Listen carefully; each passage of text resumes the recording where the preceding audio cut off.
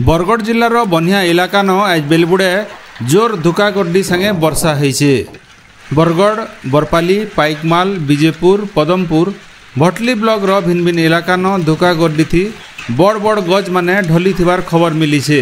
Bhatli block Narayanpur panchayat रो जयपुर, झिकझिकी, काशीपाली, गौड़पाली, तालपाली, कोहेनमुंडा, खयरेट और नारंगपुर न आज बेलबुड़े धुका पान संगे बनिया करा मारी थिबार जना पड़ी छे।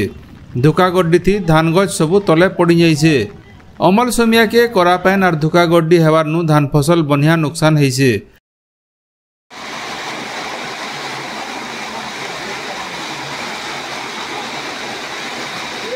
अताबिरा अंचल न भी धुकागड्डी और वर्षा थी फसल नुकसान होइछे। कृषि विभाग और राजस्व विभाग तरफु तुर्ती क्षयक्षतिर आकलन करबार लगी चाषी माने दाबी करिछन। Bureau report, गणदृष्टि।